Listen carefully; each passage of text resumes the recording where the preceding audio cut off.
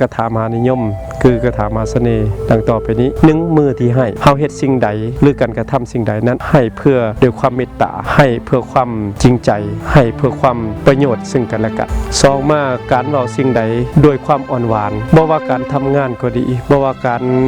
เฮ็ดธุรกิจใดๆก็ดีการเจรจาด้วยความอ่อนหวานด้วยความจริงใจนั้นเกิดให้ผลประโยชน์ทั้งสองฝ่ายนั้นเฮาบ่เว้าด้วยความโมโหเฮาบ่เว้าด้วยความถ้อยคำบ่สุภาพการเจรจาวาจาที่อ่อนหวานนี้ให้แก่ผู้ฟังให้แก่ลูกค้าหรือเจ้าของธุรกิจนั้นสามารถเฮ็ดให้ลูกค้าหรือสามารถคู่เจรจานั้นได้อยู่นํกันและเข้าใจกัน3มาการกระทำใดๆนั้นเพื่อประโยชน์ทั้งสองฝ่ายอันนี้เป็นหลักการสำคัญในโลกปัจจุบันนี้ส่วนหลายแล้วเฮาจะเล็งผลประโยชน์ตัวเองหลายกว่าคนอื่นการกระทำสิ่งใดก็ตามเพื่อประโยชน์ทั้งสองฝ่ายบ่ว่าระหว่างพ่อค้าหรือลูกค้าก็ดีบ่ว่าหัวหน้ากับลูกน้องก็ดีแล้วนั้นเป็นประโยชน์เป็นสิ่งที่สำคัญที่สุดที่4มาการเสมอต้นเสมอปลายการเฮ็ดสิ่งใดธุรกิจใดต้องเสมอต้นเสมอปลายมีการวิเคราะห์วิจัยสม่ำเสมอหรือว่าการคู่จักสถานการณ์โลกการขึ้นการลงในการลงทุนนั้นสู่